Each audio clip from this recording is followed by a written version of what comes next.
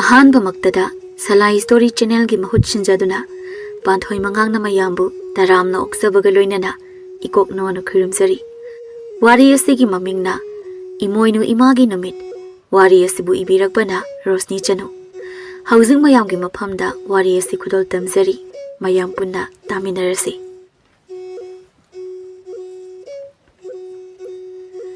ꯃꯩꯇꯩ ꯌꯨꯝꯊꯣꯡ ꯈꯨꯗꯤꯡꯒꯤ ꯐꯨꯅꯥꯛ ꯊꯝꯗꯨꯅ ꯏꯃꯥ ꯏꯃꯣꯏꯅꯨ ꯃꯥꯕꯨ ꯂꯥꯠꯆꯗꯨꯅ ꯊꯧꯖꯥꯜ ꯂꯟꯕꯨ ꯈꯨꯕꯤꯅꯕ ꯑꯌꯨꯛ ꯅꯨꯃꯤꯗꯥꯡ ꯑꯅꯤꯗ ꯆꯥꯛꯃꯥꯏꯗꯒꯤ ꯆꯥꯛ ꯆꯗꯨꯝ 3 ꯍꯦꯟꯖꯥꯡ ꯈꯔ ꯇꯧꯗꯨꯅ ꯏꯃꯥ ꯃꯥꯒꯤ ꯁꯔꯨꯛ ꯍꯥꯟꯅ ꯇꯝꯗꯨꯅ ꯇꯥꯏꯕꯪ ꯃꯤꯑꯣꯏꯕ ꯑꯩꯈꯣꯏꯅ ꯑꯃꯨꯛ ꯆꯤꯟꯗꯝꯗꯨꯅ ꯊꯕꯛ ꯁꯤꯟꯊꯥ ꯄꯥꯡꯊꯣꯛꯅꯩ꯫ ꯋꯥꯛꯆꯤꯡ ꯊꯥꯒꯤ 12ꯅꯤ ꯄꯥꯟꯕ ꯏꯃꯥ ꯃꯥꯒꯤ ꯅꯨꯃꯤꯠ ꯑꯁꯤꯕꯨꯅꯤ ꯃꯩꯇꯩ ꯑꯩꯈꯣꯏꯒꯤꯗꯤ ꯈ꯭ꯋꯥꯏꯗꯒꯤ ꯃꯔꯨꯑꯣꯏꯕ ꯅꯨꯃꯤꯠ꯫ ꯑꯗꯨꯕꯨ ꯇꯥꯏꯕꯪ ꯃꯤꯑꯣꯏꯕ ꯑꯩꯈꯣꯏꯒꯤ ꯃꯔꯛꯇꯁꯨ ꯂꯥꯏꯔꯝ ꯇꯤꯂꯝ ꯈꯪꯗꯕ ꯅꯨꯄꯤ ꯑꯣꯏꯔꯕꯁꯨ ꯃꯋꯥ ꯃꯄꯨꯔꯣꯏꯕ ꯃꯅꯦꯝ ꯃꯀꯨꯒꯤ ꯁꯦꯕꯥ ꯇꯧꯅꯤꯡꯗꯕꯤ ꯃꯌꯥꯝ ꯑꯃ ꯂꯩ꯫ ꯃꯌꯥꯝꯗꯨꯒꯤ ꯃꯔꯛꯇ ꯃꯅꯤ ꯂꯩꯃꯁꯨ ꯑꯃꯅꯤ꯫ ꯏꯃꯣꯏꯅꯨ ꯅꯨꯃꯤꯠ ꯀꯨꯏꯗ꯭ꯔꯦ ꯈꯟꯗꯨꯅ ꯃꯤꯄꯨꯝ ꯈꯨꯗꯤꯡꯃꯛ ꯀꯣꯏꯔꯥꯡ ꯂꯥꯡꯅꯩ꯫ ꯏꯃꯣꯏꯅꯨ ꯏꯃꯥꯒꯤ ꯃꯤꯇꯝꯕꯨ ꯂꯩꯁꯤꯟꯕ ꯐꯛ ꯃꯆꯥꯅꯆꯤꯡꯕ ꯀꯌꯥ ꯂꯩꯁꯤꯟꯅꯔꯤ꯫ ꯑꯗꯨꯕꯨ ꯃꯅꯤ ꯂꯩꯃ ꯃꯥꯗꯤ ꯃꯌꯥꯝꯅ ꯇꯧꯔꯤꯕ ꯑꯗꯨꯒꯤ ꯄꯨꯔꯥ ꯇꯥꯏꯑꯣꯟꯅꯔꯦ꯫ ꯍꯧꯖꯤꯛꯁꯨ ꯃꯥ ꯏꯁꯧ ꯀꯟꯅ ꯂꯥꯡꯂꯤ꯫ ꯉꯝꯗ꯭ꯔꯦ ꯀꯅꯥꯅꯕꯨ ꯄꯨ ꯊꯥꯡꯕ ꯉꯝꯗꯣꯏꯅꯣ?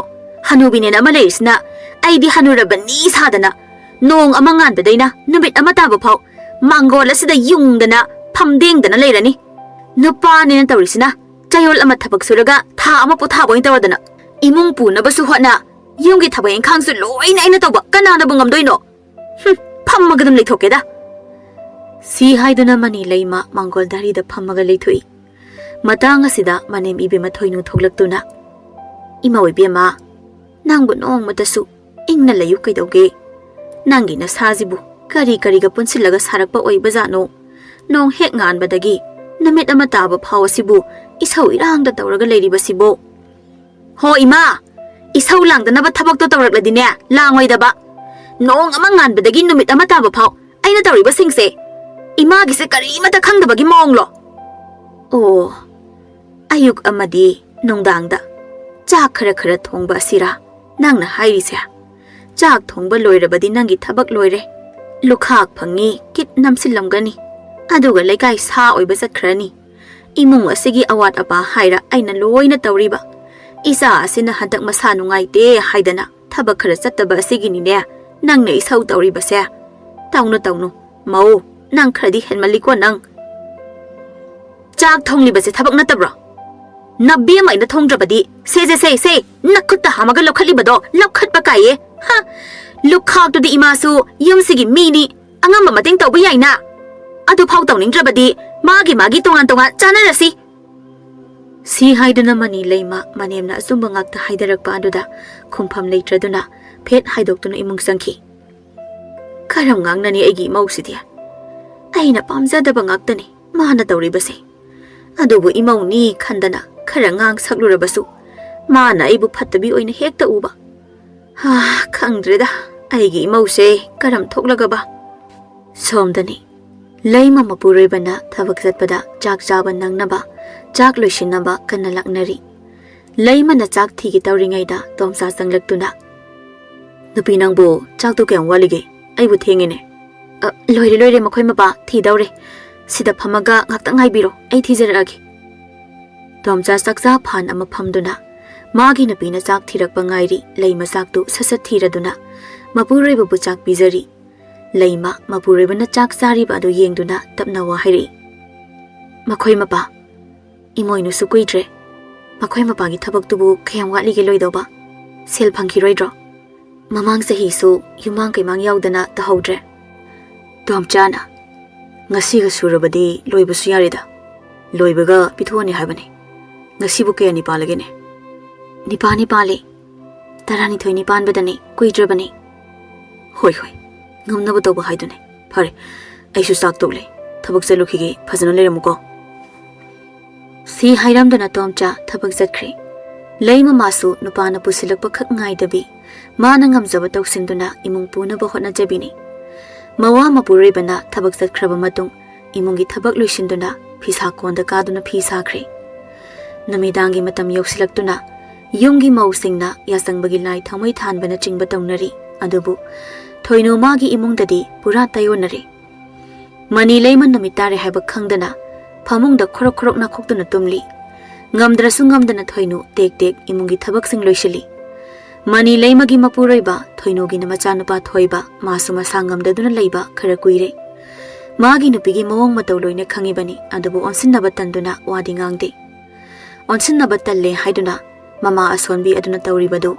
yengba ngamda magi nupiba hodoi Hai nupi tabro tadro sibo nupi hogolune nangbo numit tare ne imana imungi thabak tauribase nangna tawbo kaidoge hogolune masibu as hogolomia Mani lema mapureba na haudorakpaduda sauri Kaino ngaktang tupasida suk yam yelisibo mai tawjasaniye masu yumsigi mi natro mai tawjani yam thuna hogoluko nang aina isa nungaitaduna leibasida phubidabasida nang yam helabaniko nang hauda hogasarage mama nena magi karisu khanbibasu nataba ningol singi khanduna ningol singda theinabada tawleraba mama ase wa khidi kaina pakhasari maline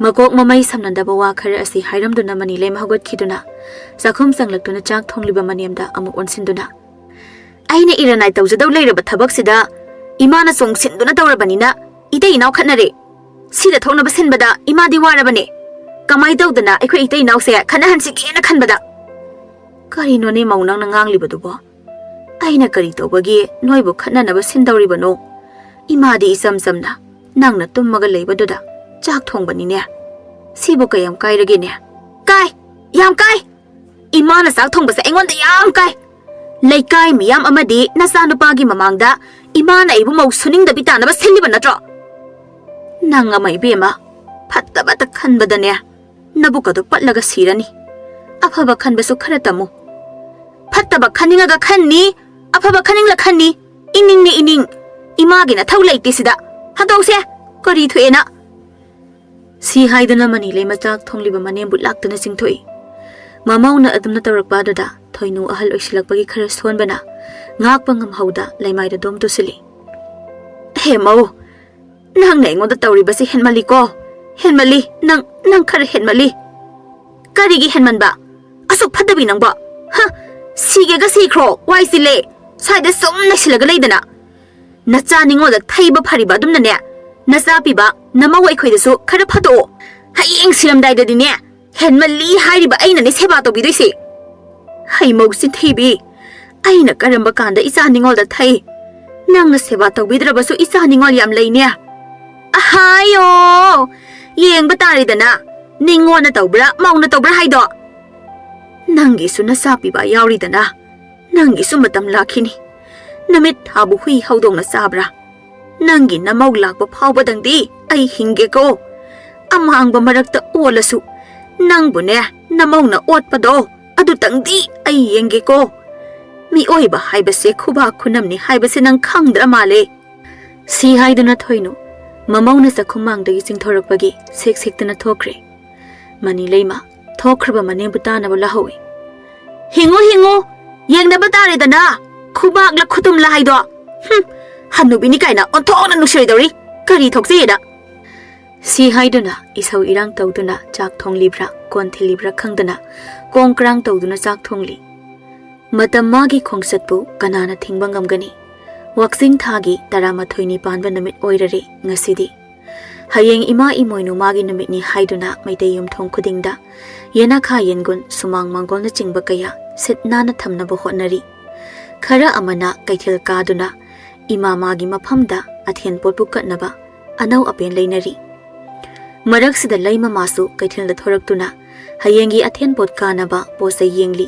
adubu mani laima madi sigi wakhanga leiba natte magi haibu nong hek nganbaga leikai koidragana yumda leiba mane mapurebada khatnaba hobasini kaithildani mina chikna chainaba ngamdana sutilli laima masu pot sumsum leirakpani Henzang napi yonba potpham amagi mamangda phamthaduna ine yongsak sibu kaya gino ibema manga sida lupa ama hekpiramo tangmandro ini adude siki ama taro kadai dagi tangbono da ibema sida bo se asuk phajari basidi maru haira khupi muktongle Hayeng ima Emoinu da fajana kacharaba matungdane fajana irolaga saradi hauradawni.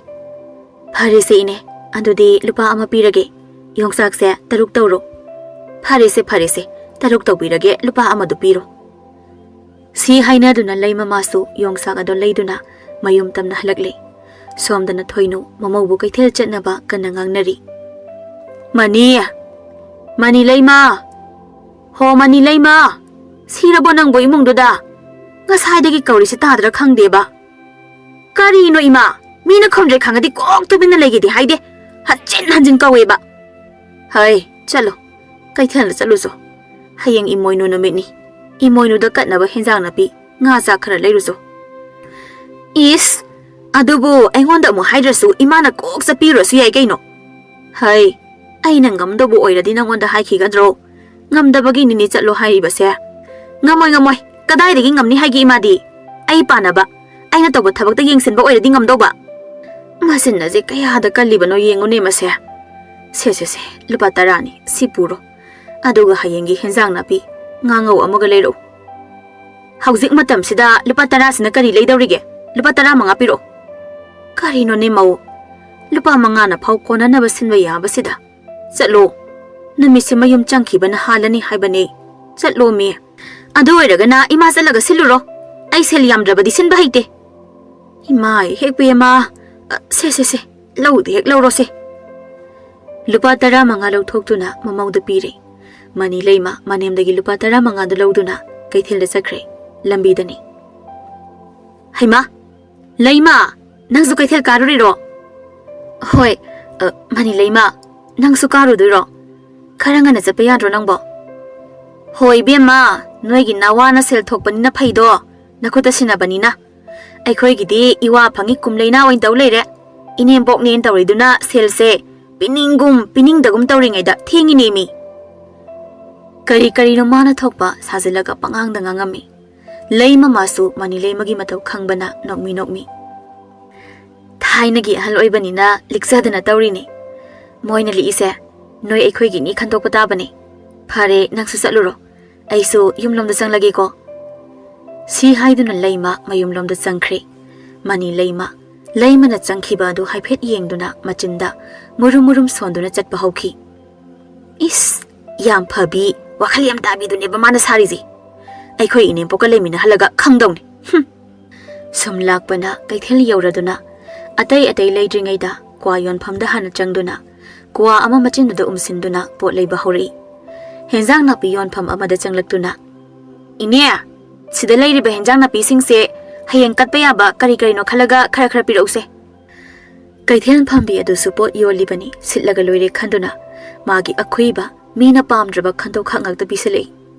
Mani laima masu mina pirabani sadana lauraga lai. Ngayon phamda amuk changlaktuna. Inea nga do lupa ani muki amta pibiro. Kahino daibema lupa ani piba nga oiradi sigi raw masa sitari. Adu oiragana laida katnanaba sidagi asawba sipiro. Lupa mangani sidi. Lupa mangadi taroidro haise. Ngayon pi adusu mana ngasai nga tikphamdagi laurakpadadi lupa ahumakhai khak jingkhibani yarani khanduna mangani hekta haijinbani. Hoise lupa mari makhai piramo. Mani laimasu hoi haiduna sel adu piramlaga nga du puduna mayumda halakle. Nungdangi matamni mani laima hoigi yumgi mapanda hanubi amana kauri. Yumsibu mi leibro. Kana legi yumsibo mi lei. Hanubi aduna kauba loidringai mani laima phatpai thurakduna. Kanano namidang sida kari huran laino. Ibema ima se asom thangnaba khundagi ne kaithel karubani thengdokre. Mitnaga udaba sida lambi zatpham khangdre. Aduna ima ngasi ahingsi matang noigi da yare keba. Is yaroi kanano karino su khangdana ahing yare ke kainaga huran bira su khangde. Chalo nangi lepham di hairunu isa phau lepham leitena a ipam da thami. Chalun he masidi chatlu yadadi masi. Si haiduna mani laima imungdagi samjut puthokduna phatphat chili. Magi matau aduda hanubi aduwa amata hairamdana tabli thokhiduna laima hoigi thongalda amuk changlei. Somdana mani laima sauri. Ahing leke kainaga kanano su khangdana Matamna siyong na patra kansida mi amada thajaba yaba nate. Hanubido leima hoigi sumang yauraduna. Yumsibu mi leibro. Kana kana leige. Mi leirabadi amukta thogloo. Kana kana leige. Imungdagi leima tamna thoraktuna. Kana hangbano imagum labi. Ibema. Ima thangnaba khulla sidagini. Kaithilda lakbani. Namit mayum changkhibana hankre. Yum hanbasu udre. Mitnaga udabani. Aduna ngasi ahing asi matang. Isagi yum asida. Yarik jagi haijagi na changlakbani. Hanubi adugi wa aduda leima nokmi sumangda kumtharaktuna. Lao imagum labi. Changasi lao imungda. Aikhoigidi ahal yaujade. Angang yumbalni. Asoiba kaya leram labasu. Ima. Apangba na sana suni khanduna semdokpiramuko. Leimagi matau dumakne, wahay dumakne, hanubi adudi, momo nok na leimada yenglei. Leima nokmi wa makatari. Ima haina kauzage. Ima, changlasi imungda. Si haiduna, kanano karino su khangdribi hanubi adu, leima mana mapungning chingnaba amata yaudana, mapungning lumna imungda pusinki. Leima mana imungda hanubi mapusilagpaduda, tomsa ingangakna. Nupi, kanano ima side? Makoy mapa, ima se thangnaba khundagini haye. Kaithil lakpada thengkhre, yumda hanba ngamdre. Aduna ikhoigi sida ahinga maliki haina changlakpani. Phare. Adudi nangne ima si isaba yagadaba karino yengbiro. Nasa nupase nungthil chupa mo kuis en chendana sanarabani na waraba mali tongkhre. Ai phamungda amta sumbiruki. Aima chak charaga tumladi phadoba. Phare tongkhradi sumbiyuro. Magi sa khakpirage. Horen hagolaga mai sajarasani. Si haidana hanubi aduda amu ansilai. Ima sida mai tekpiyo. Nasa sak thongjage. Jak thongna ima isa wari sase ima. Hanubi adu susang sinduna thariba phaktuda phamthai. Leima mana khangdabagi isam chamba hanubi manbani adubu ngasai makhai. Taibang mi oibagi saklon lauribi madi atei kana sunatedo. Chahonga hongbi ima Emoinu nido. Hayeng asi magi numit oibana taibang kumhai sanariba taibang mi oiba makhoigi kumhai yenge khanduna lakhibani. Ngasaidagi yomthong khuding changduna mana asum yenglakpada ima mana yaningba lainingba amata yaurakte. Leima magi yum asida khongdabadi ima magi pukning na penba haibadu oikhre. Adubu taibang mi oibagi saklonda lakhrabanina ima Emoinu na leimada onsinduna. Isa nupi ima wa khara haige. Haibiyo ima kari wano. Nasa ikhoigi yumbaldi nasana haijabaduni. Angang yumbani haina. Asoiba yaurabasu imana takpiramu. Leima madi khangzaban natte magi manakta phamlibasi kanano haiba. Isam samba hanubi amagumna uribani. Leima magi matauda chahi yamlabi hanubi amagi saklon lauribi imadu peladuna wa makhatari. Hayengse ima Emoinu Emagi Numitni. Ima mana pamba pamdaba aina khangzaba kharatang haige. Haibiyo ima. Ima mana khwaidagi pamdaba hana haige ko. Haibiyo ima. Ima mana khwaidagi pamdabadi nupigi hana haige. Nupi ama oiraga nupigi sajat chattaba. Mawa mapuriba leirabi nupina masam mana thadokpa. Phanek magda setlabasu phanek phirei uhanba. Sumsit magda sitlabasu sumsit maton phet haiba. Macha manau makha thaba warakpada khongna kauduna makhongda tongba phina na kanduna warakpa. Chak thongbada machinda asa athak kuhana singba kaya chap saiduna chak thongbi. Mawa mapuriba leirabi nupi amana lona lamlanba kanaga lona leisinbi. Ayuk nungthil numidang khangdana isau langbi. Ahal lamal oibo oibi singda thakha khangdabi. Saglon ani naibi. Taibang kanana ude uraroi khalabasu. Ima manadi loina khanglibani uribani. Nupi oibi aikhoigi lisatta. Ima Emoinu mana pamjabadi.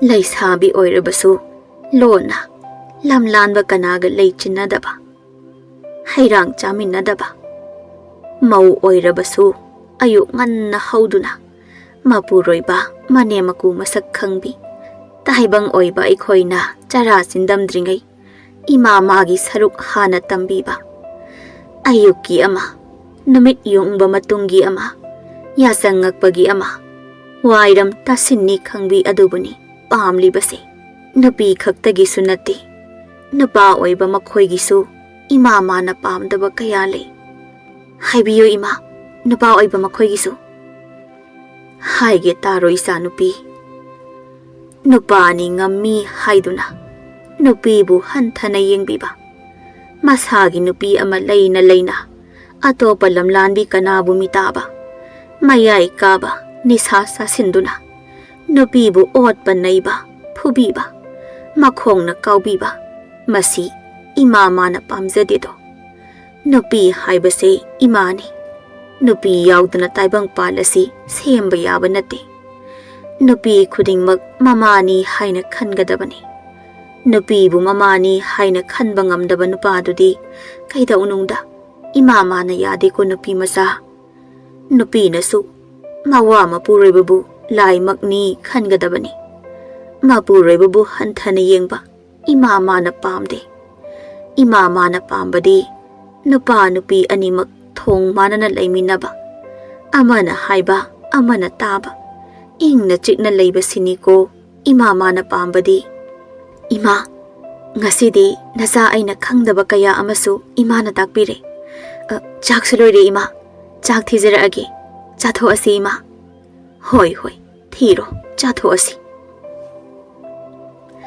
si haiduna makhoi puna chak jaminaduna ahal nupi adugisu leimana tumpham phajana sembiduna pothahankhre mathangi ayukni leima mana hawalakpada ahal adudi leiramdre leima ka hena khanjelude mayumda halamlani khanduna leithui leima ayuktugi tawgadaba mathau tawduna horen laida katnabani haina semba saba haukhre somdadi mani leima madi haujikta chakmai thagatpada ngairi thoinu masu mamobu ngaida mamauna ngarang leirakpa henjang napido laigi khantoke khanduna khantok hawi adubu mana masing sing adudi apatpa ngakta oirambaduda thoinu sauningbana loire hai mau chak thongbaga lairi nang mangol asida yam thuna amda thoglo karino ima chak thenglen tawri kan sida amuk lakau kawri isibo karino se ha si karino haiba kaino si kaino haibo si haiduna manemna makut thiliba adomda yenglakpada ure ngarang mana leirakhiba mana masing mayamdo loina patlaga leibado mana masing sing adu patle kaina karimata thausa dabida kaidawrage se hai mawjana dabi masibu laida kamdawna katkadawrige laida katpa haibase anau apen katnai haibase nang khangdabro chatloda taningdi ma laina kaisu si kalakta yadi haiba leite khara kalisi yam pharabani laida katpa kainaga thabak mana ama phawba sudaba laiduda karigi ano apeno aikhoi phau saningai litrakan kari thoena si hairamduna karimata thawa sadana imungda phet tawduna sangki thoino mamong nupi asi kari hairaga wakhal tarakadabano khanbada awaba haibadu oire apatpa sibulaida katpra khanduna mana amuk ayuk asida kaithel amuk satuna kari khara layuraga horengi semduna thamkhre yomthong khudingi imoinu imamabu ira thawni tawjanaba sem saduna leinakhre matamna sum chatkibana namidangi matam oisilaktuna imoinu imamabu khurumjaduna imamagi maphamda kachariba polam singdu lauthokduna thongba thakpa haukhiduna imamagi saruk tamnaba sem sanari mani leima masu ima imoinugini haiduna imamagi maphamda kachakre imamagi saruk tamlibani haina tawribadu natai amadi chadre imamagi maphamda kachagadaba nga makoktu magi henjang tengkoto aina hapi thoinusu changlakduna mamauda wa haige tawrakpada mamauna chak tharibani hain tawribadu ubada hai mau kaino tawrisina nga makokti kadai laigi chakal inin tawrisina karino amatta sukupsinde nangbu karino ne nga makoktuna sida kaidawriba laida katkadawni ne nga makokse tingko sida hapkadawba natine kaino ima chagi na hapi ne nga makokse hai Tauhaide, chalo. Laigi da hapuso chalo. Chage hairasu hayeng oina chawko. Karino ima? Saringai da hauna sa hauge tawraga hayeng chaw haisibo. Chakse ima chage haibro, charo haibro. Charogi hairasu kaisu kaide. Si haiduna mapurebagi sak sarukto mogi kada pusinduna piramlaga thoglakduna manem chaba chadaba ma hekta chaba hawi. Mani lei mamana tawribasi watona wangbagumbani. Watona wanglaga kwakna phamdi haibasi kaurba mali madi. Chak sum sarambadagi mani leima ngamaru ama palladuna. Ima ngamaru palle. Ngamaru palle. Ima atubi henga leidubu kaino mina ngamaru palle hairaga. Mamaugi mataw aduda thoinu sangsilaktuna. Hai, chakto chadum ama taraga saidan yoselu. Phati ima. Ayo ima. Ai si batare. Ngamaru si yam chawe haiba. Aduni. Ahal lamanda usitaba. Laida thawai usitabagini. Laina waraini. Ima, laina waraktaba kona hainase. Namaubo amuta kanbiyo ai sidawreba ima. Thoinu mamaugi mataw aduda amuk nungairakdraduna laphoi ama puthokduna. Si pumna yolu. Mani lei mamanemdagi laphoi adu satlauduna machet ama pumna yole. Phare adubu mana tawjaruriba mayam aduna manemda wa ngangba ngamda tumi lukthaduna lei. Mamaugi mataw aduda thoinuna. Yengwai bema. Nathak thongba halda. Thakha khangdaba tawba. Laida usitaba haibase yamna phatte. Imana nangbu ngangba saibadi nangbu nungsidabagi natine. Isani imauni. Hai sanu sing sanu khandana ngangba nini nangbo. Ima. Ai lale. Amuk hana imana pamdaba thabak tawjararoi. Amuk hana laitin basu kayam kathaina jararoi. Ai bo amuktang hakpiyo ima. Hayeng hek nunganbaga namauna piseng setuna. Ima imoinu mabu thawni jage ima. Namau yamna soikre. Aduni dana. Ima na pamjabasu aduni. Lai haibasidi haijaraga yabani koi mawibema. Ima Emoinu Emagi Numit asina lakpadagi thakha khangdabi manilei mamasu wakhal taduna manem amadi mapurebagi seba tawduna wakhal tan leiki.